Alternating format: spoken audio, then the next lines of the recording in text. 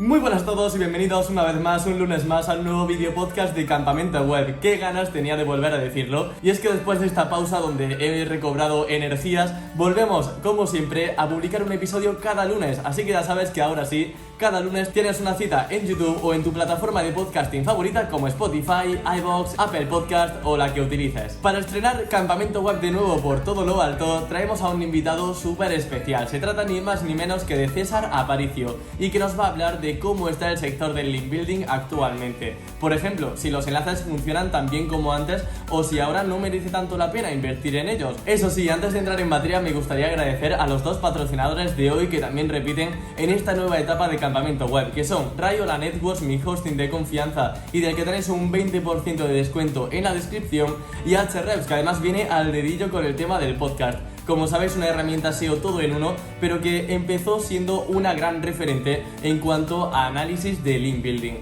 Ahí podréis ver los enlaces de la competencia, analizar vuestro propio perfil de enlaces y, en definitiva, tener absolutamente toda la información importante que necesitas para conseguir una buena estrategia de enlazado. Puedes probarla además gratis con su Ahrefs Webmaster Tools, que podéis utilizarla con sitios que sean vuestros. Y ahora dicho esto y sin más dilación, doy paso al primer invitado de después del verano, que es, como ya sabéis, César Aparicio. Muy buenas, César, bienvenido a Campamento Web, ¿qué tal estás? Hola, buenas, Emilio, hola a todos.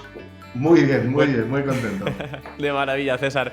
Bueno, con la primera pregunta voy a ir un poco a cuchillo y perdóname, pero vamos a ver aquí un poco sobre tu opinión con respecto al link building. Porque hay mucha gente que, bueno, dice que el SEO ha muerto, que el contenido es el rey, y con respecto a los enlaces, hay mucha gente que dice que los enlaces han ido perdiendo fuerza con el paso de los años y que antes tener muchos enlaces te facilitaba mucho el posicionamiento y que actualmente ya no es tanto así. ¿Cuál es tu punto de vista sobre esto? ¿Crees que el link building ha perdido fuerza últimamente? ¿Qué quieres? ¿Que sea todo lo sincero posible? Sí, Bueno, sinceridad 100%.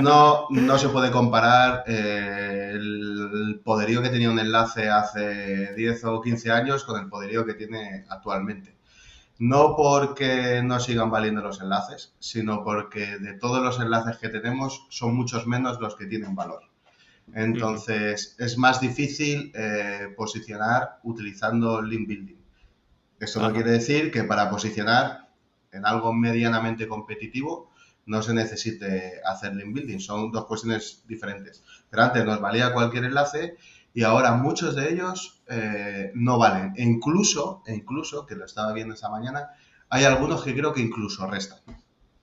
Ajá. O sea, que piensas que actualmente hay mucha gente que está perdiendo dinero comprando enlaces porque igual no hacen una buena ponderación de si es un sitio correcto o no para poner un enlace, y a lo mejor gastan 60 euros en un enlace que luego no tiene repercusión. Otro ejemplo que te pongo de esta mañana, estaba enviando un presupuesto de una empresa a la que no le habían funcionado muy bien el link building y el SEO técnico, que es lo que más hacemos ahora en Cráneo, y si ves el perfil de enlaces, yo digo, vamos a ver, ¿estamos en 2022 o estamos en 2012? Súper lamentable, hay cosas que se siguen haciendo súper mal, se han gastado el dinero y eso no vale para nada, y lo primero que le he puesto en la primera frase es, probablemente tengamos que hacer un disabo de todo lo que tienes aquí. Porque... ¿Cómo es ese caso de enlaces? O sea, ¿qué tipo de perfiles de enlaces encontrabas en ese presupuesto que te alarmó tanto? Bueno, primero enlaces, muchos automáticos hechos de manera regular, luego muchos hechos... Muchos SEOs, tú fíjate, todavía si son school hechos en comentarios, hechos en foros que no aportan ningún tipo de valor, en redes sociales de todo tipo, luego un montón de enlaces no follow que no vienen al caso, que simplemente valen para engordar la lista .pw, un montón de guarrerías por todos los sitios que no valen absolutamente para nada. Y me decía el cliente, hemos estado invirtiendo y no nos ha valido absolutamente para nada. Y cuando lo he visto, he dicho, joder, normal. Y bastante que no te han fastidiado el sitio web. Ajá. Y luego, por ejemplo, para hacer las cosas bien y que la audiencia no pierda dinero comprando enlaces o presupuestos de link building, ¿cuáles son para ti los parámetros más importantes a analizar dentro de una página web para que sí que sume? Porque, como decías, un enlace quizá no resta, pero es que igual invertimos en un enlace que luego no tiene ningún tipo de repercusión SEO. ¿Cómo podemos asegurarnos al menos un poquito más de que ese enlace sí que nos ayude a posicionar? Hay cierta probabilidad de que los enlaces que contratemos, muchos no valgan explícitamente para posicionar, pero sí ayudan al compañero. Como grano no hace granero, pero ayuda al compañero. Sin embargo, para determinar que un enlace sea bueno, es como en la vida en general. Nos suelen gustar más las cosas que son exclusivas que las cosas que tiene todo el mundo. Pues a Google igual. Un enlace en un sitio web exclusivo, que no quiere decir que sea caro, sino que no compartas ese sitio web con un montón de enlaces salientes, con ancortes exactos, etcétera, etcétera, suele ser un enlace de buena calidad. Es decir, lo bueno es lo exclusivo. Ajá. Bueno, César, voy a ponerte en una tesitura de dos situaciones, a ver qué opinas sobre esto. Y es si alguna vez te has encontrado una web con contenido mediocre, pero con muchos enlaces y que posiciona. ¿Te has encontrado alguna vez este tipo de casos? Sí, además me pusieron un ejemplo en Twitter, si he visto cosas que no pasan ni en Bola de Dragón. Y ese caso concreto, sí me lo he encontrado, con contenidos traducidos, espineados, todo mal, y con enlaces de muy buena calidad, y han sido capaces de levantar el sitio. Piensa que si tú tienes un perfil de muy buena calidad de enlaces, te puedes permitir tener un SEO page más mediocre. Pero si tú tienes poca autoridad, tienes que tener un SEO page muy bueno. O sea, las dos cosas van de la mano.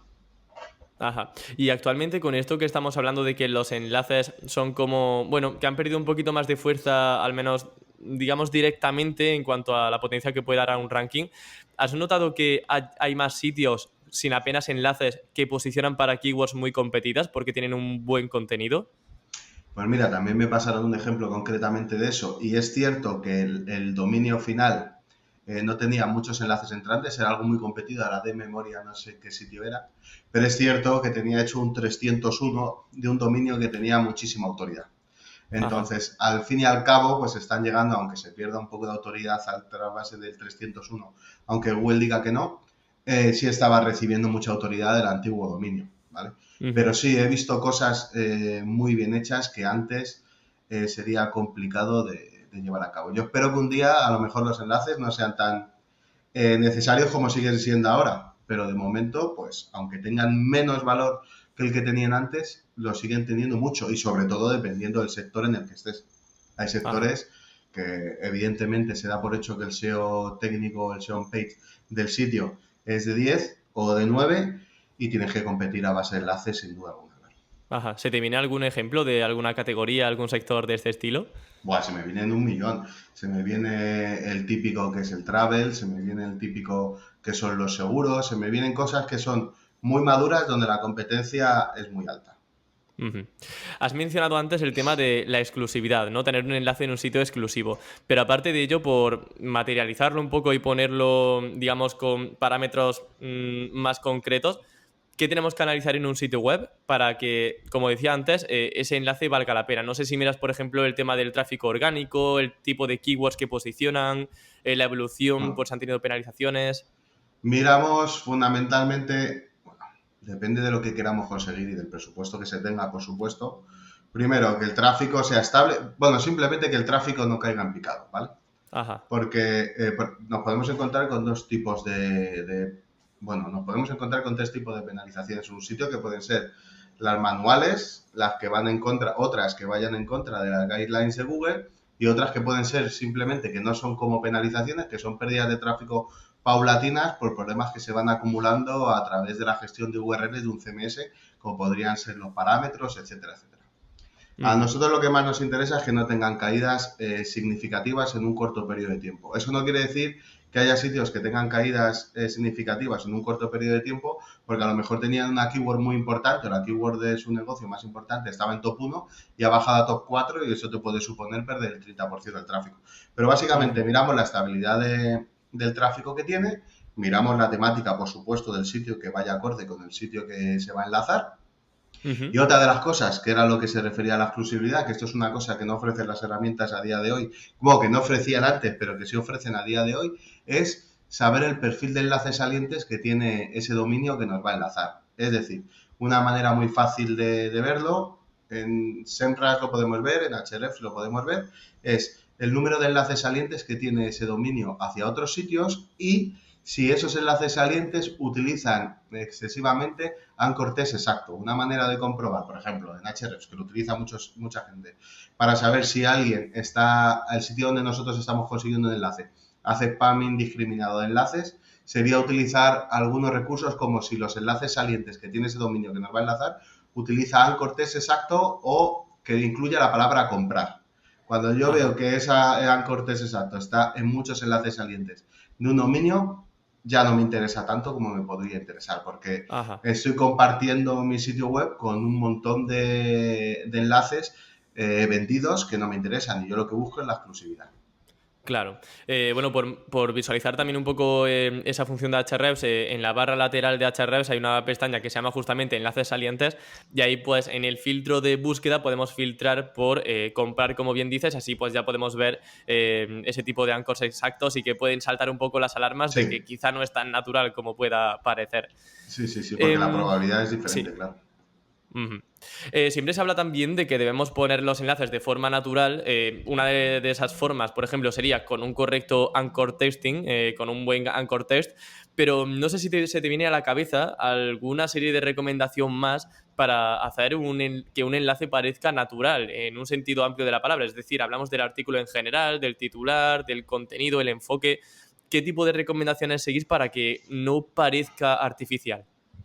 Bueno, depende de lo que quiera conseguir. Hay veces que tienes que forzar más un perfil de enlaces utilizando anchor text exacto que en otras ocasiones, ¿vale? O sea, si son sitios muy nuevos con poca autoridad, a lo mejor utilizar demasiado anchor text exacto es contraproducente para el sitio.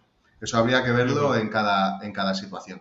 Sin embargo, a lo largo que ha ido evolucionando el procesamiento del lenguaje natural y la comprensión del mismo por parte de Google, hemos ido viendo que antes Google para comprender un texto necesitaba textos más largos, más completos, etcétera. Cosa que ahora es contraproducente para el SEO de un sitio web, el típico texto súper grande, porque ahora Google es capaz de desambiguar y comprender perfectamente o de una manera mejor que hace 5 o 10 años las entidades y las keywords que nosotros a las que estamos dando relevancia.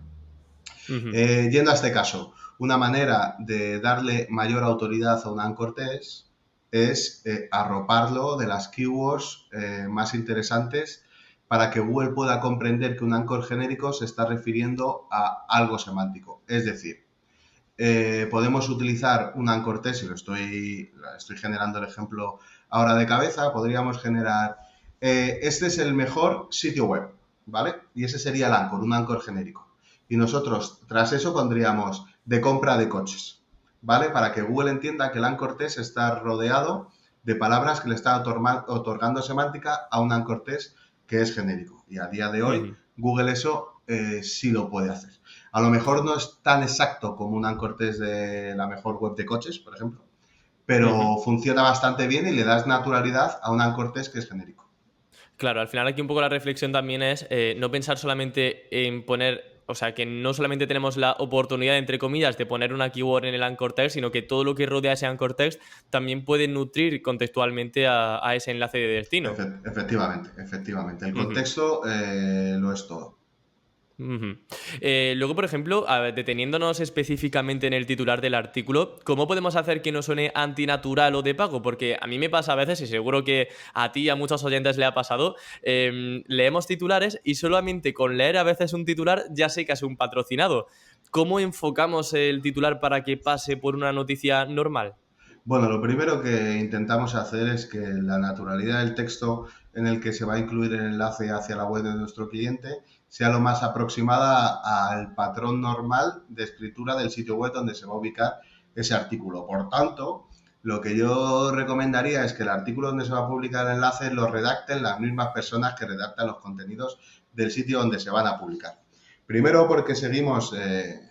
alguna vez he hablado de ello, determinados patrones estadísticos para la redacción de contenidos, ¿vale? Que no podemos entrar en esto ahora, pero esos patrones de redacción de contenidos divergen de la normalidad de patrones de contenidos que hay dentro de un sitio web. Eso va a crear determinadas divergencias de patrones que son fácilmente detectables a ojos del buscador, ¿vale? Aunque tú no lo puedas detectar a ojo. Por tanto, la manera de hacer las cosas naturales. Si yo voy a contratar un artículo en un sitio web de coches, en coches lo que sea, ese artículo, lo que hago yo concretamente es pongo en el título para cuando lo vaya a redactar y me pregunte el redactor, ¿qué hago? Digo, indiferente, a gusto del redactor, que siga la norma de los artículos que tú sueles redactar y yo así me quito de problemas. Luego reviso aunque ponga indiferente, no diga el tío, artículo patrocinado para hacer LinkedIn, ¿vale? Pero con eso basta. Y es la manera más natural es la manera mejor de aproximarse al contenido de alguien, es que ese alguien sea quien redacte el contenido.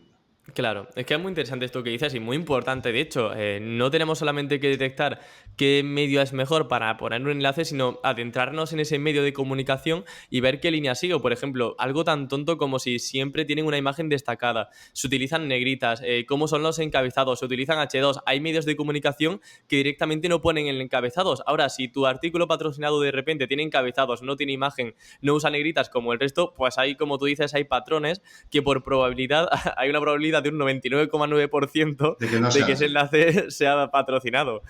Sí, claro. Y eso pasa constantemente y además es imposible que haya patrones, ya no solo de que sean visuales como pueden ser las negritas o pueden ser las imágenes, etcétera, sino patrones de redacción en la manera en la que tú estás utilizando la sintaxis en las frases. Por ejemplo, el uso de adverbios, de no adverbios, convert, la inclusión de stop keywords que unos utilizamos más unas que otros, etcétera, etcétera, etcétera. Hay un montón de patrones que son muy difíciles de percibir y que son fácilmente detectables por las máquinas. Y cuando ese patrón ocurre en forma de un enlace solo una vez en un artículo patrocinado, no pasa nada. Pero cuando ese patrón es redundante a lo largo de todos los enlaces entrantes que tiene nuestro sitio web, pues es todavía muchísimo más fácil de detectar y de contrastar y de determinar que nuestro perfil de enlaces de nuestro sitio es artificial.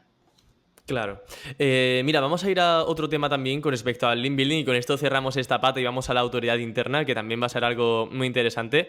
Y quería, pues lanzar una piedra y una reflexión con respecto a los enlaces en post que ya han sido escritos y posicionados, porque es una tendencia que, pues lleva ya unos años realizándose. No contratar un post nuevo, sino poner un enlace en un artículo que ya existe.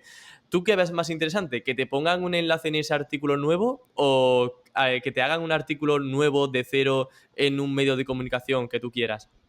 No trabajamos la bisutería. Preferimos que sea en un artículo nuevo que Google con el tiempo rastree en poco tiempo y que meta el enlace hacia mi cliente en su índice y lo tenga en valor. Porque podemos poner, es cierto que podemos poner un enlace en artículos antiguos, a lo mejor esos artículos antiguos están ya dejados de la mano de Dios del rastreo de Google.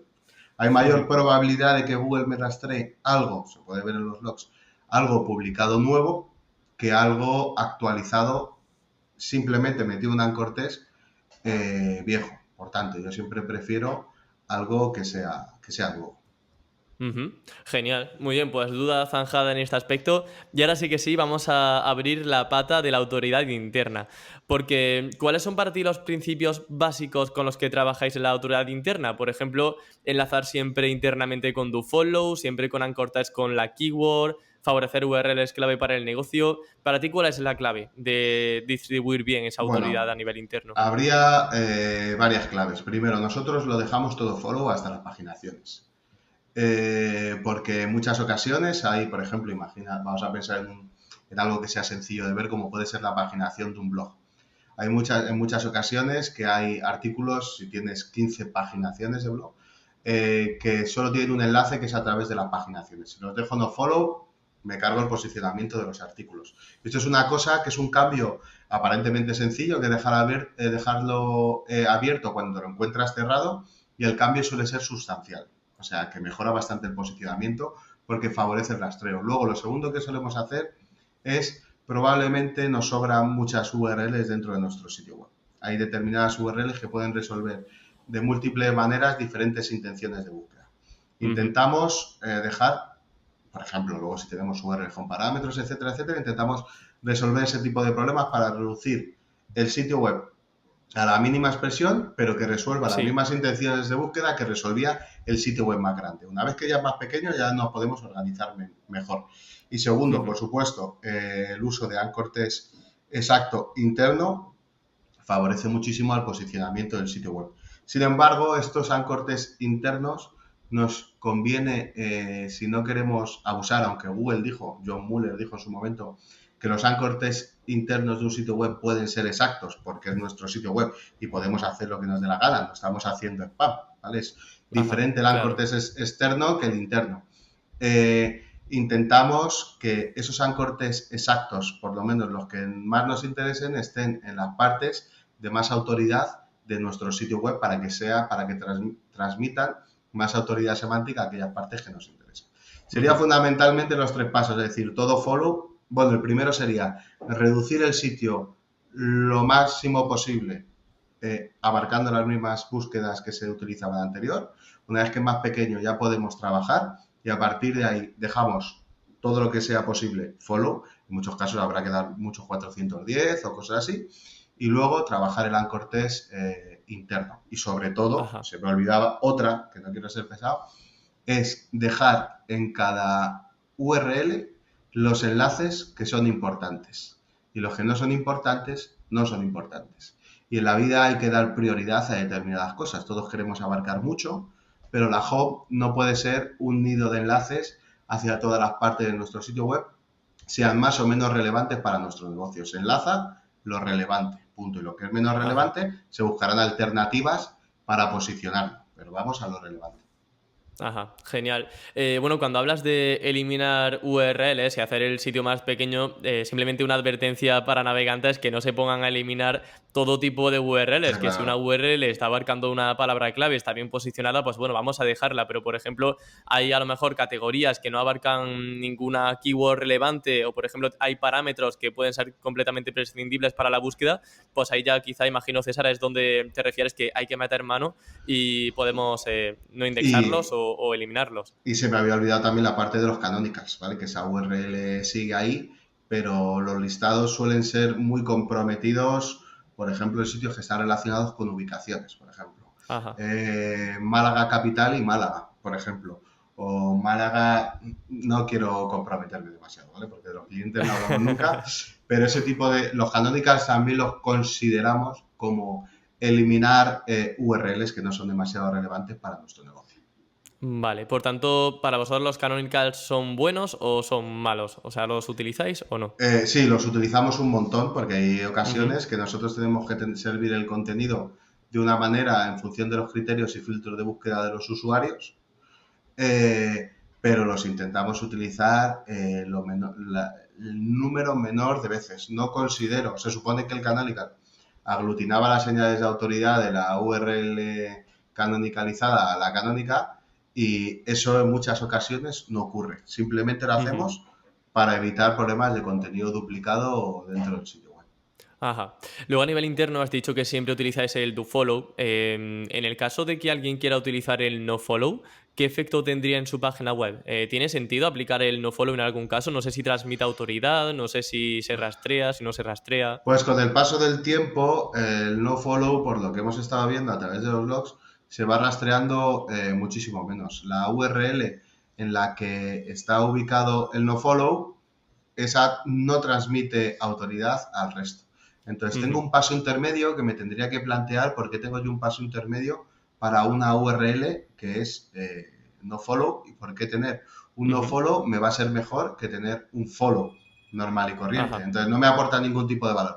No lo utilizamos y si tengo que utilizarlo es porque hay algo que no encaja. Bueno, César, y reentrando un poco a nivel de SEO técnico un poco más general, ¿cuáles son para ti las principales estrategias de SEO técnico que suelen necesitar los clientes que os llegan? Porque imagino que cada uno será de su madre, de su padre, tendrán un montón de cosas dispares, pero no sé si hay algo común y que en lo que suelen errar muchos de ellos. Pues... Bueno, me voy a meter en un jardín y luego ya... Métete en el jardín, ahí está, sí. Mucha gente, por ejemplo, que son clientes un poquito más pequeños o que nos vienen a preguntar presupuestos y demás, nos encontramos con que hay un montón de empresas que montan WordPress que son una auténtica guarrería a nivel SEO, ¿vale? Por utilizar un eufemismo. Y que, por ejemplo, las Core Web Vitals son irremontables con los temas que utilizan y que sí, saben montar plantillas, pero eso a nivel SEO no vale absolutamente para nada. Valdría para una web corporativa donde tú dejas tu tarjeta y no necesitas posicionar. Eso sería uno de los problemas que nos encontramos. Es decir, yo entiendo que el que desarrolla no tiene por qué saber SEO o que es una cosa que por lo menos unas nociones se tendrían que saber. ni que el SEO tenga que desarrollar, aunque algunas nociones se tendrían que saber. Pero eso es un lastre brutal. O sea, lo he visto en gente que pone su empeño y dice, vale, voy a invertir en una nueva web, y esa nueva web luego es muy difícil de remontar.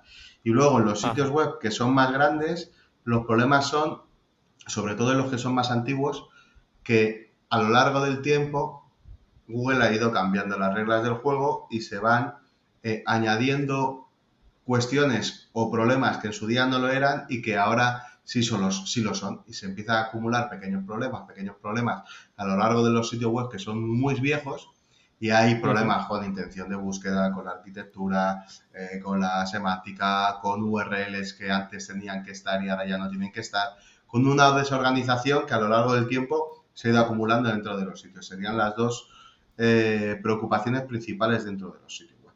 Ajá. Y cuando realizáis mejoras a nivel de SEO técnico, ¿los resultados suelen ser inmediatos o suele tardar un poquito en ver resultados?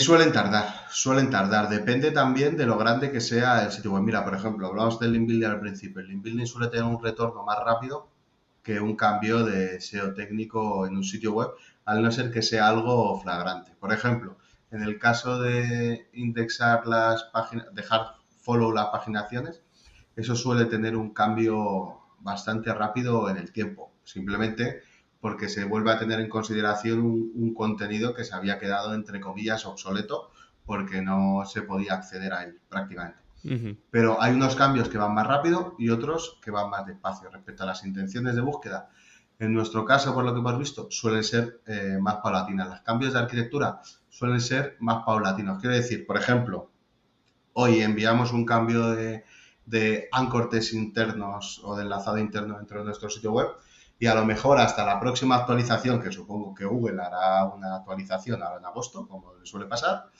Ujú.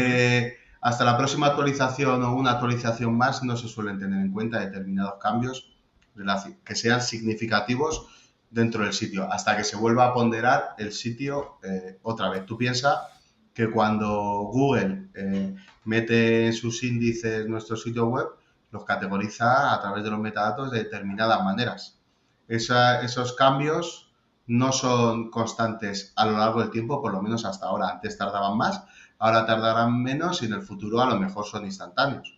Pero de Ujú. momento lleva un tiempo de estructurar los índices de Google y mostrar los resultados. Sí, es curioso lo que comentas de esperar a una nueva actualización importante de Google, a estos core updates, porque es cierto que en ocasiones no nos queda otra más que ser pacientes y ver qué sucede en esos momentos, ¿no? Porque aplicamos cambios y mejoras a los sitios cuando hay una época tranquilita en cuanto a actualizaciones, no se ven resultados, pero de golpe a porrazo, de un día para otro, con una actualización, vemos ya cambios fragantes, Sí. como dices, en este sentido, ¿no? Y eso es un problema porque tú te pones a hacer cambios y dices, joder, si esto que estoy haciendo está bien, ¿por qué no se mueve el sitio? Y ya con el Claro. tiempo te vas dando cuenta y ya te puedes poner nervioso y empezar a tocar cosas que no deberías tocar. Sí. Y cuando tocas cosas que no deberías tocar, a lo mejor lo que tocaste al principio estaba bien, pero en fin, que creas mucho lío y al final vas a crear un problema de algo que estaba bien hecho. Entonces, por tanto, lo suyo es paciencia, por lo menos 4, 5, 6 meses, 7 meses, cosas así, es importante. Y sobre todo, si vamos a hacer cosas SEO, lo suyo es, vamos a imaginar que el core business de nuestro negocio funciona primordialmente en Navidad, por ejemplo. Ujú. Pues hacer lo que podría funcionar para posicionar bien en Navidad sería hacer link building desde septiembre, porque ahora en agosto nos vamos de vacaciones, en septiembre en adelante, porque eso sería lo más rápido que hacer. Pero si queremos hacer cambios significativos dentro del sitio y queremos posicionar en Navidad, deberíamos empezar justo en Navidad, que tuviéramos el tiempo suficiente para que Google reconociese todos los cambios. Y no hacerlo en septiembre, en octubre, que sí, nos podría venir bien, pero no lo tenemos asegurado porque a lo mejor es un periodo muy pequeño de meses, desde Ajá. septiembre, octubre hasta Navidad. Claro, pues César, me encanta este cierre de entrevista con esta recomendación de los timings, tener en cuenta esto de los core updates, que es una recomendación que yo creo que a todos los que tienen una página web le va a venir bien, porque es un aviso muy importante, sobre todo ahora que tenemos que ser más pacientes que nunca para ver cambios reflejados en rankings. Así que bueno, ha sido un placer hablar de enlaces contigo, hablar de autoridad interna, de actualizaciones. Así que tengas unas buenas vacaciones también dentro de poquito y a disfrutar del verano, ¿no? De lo que queda. Es muy difícil que las vacaciones sean malas, ¿eh? Pero vamos, a mí el veranito ya me gusta en general. Y te quiero dar las gracias porque me pareces un auténtico crack, que lo sepas. Cada vez que te veo te lo digo, pero me pareces un auténtico crack. Y lo que haces, lo haces estupendo. Y además, un montón de gente, o sea, creo que eres un muy buen referente para un montón de gente en Internet. Y la verdad es que me llena de orgullo que tú me hagas una entrevista siempre. Y no peloteo, porque a mí el peloteo no me gusta mucho, pero me pareces un máquina. Y se te tendría que tener agradecido en la comunidad, porque viene muy bien todo lo que dices. No sepas. Pues muchísimas gracias, César. O sea, se me han puesto los pelos de punta de verdad, ¿eh? O sea, qué maravilla de despedida. Pues lo dicho, César, muchísimas gracias de corazón a ti por venir aquí y compartir tantísimo conocimiento y nos vemos dentro de poquito. Un beso a todos y nos vemos dentro de poco. Adiós. Chao, muchas gracias, adiós.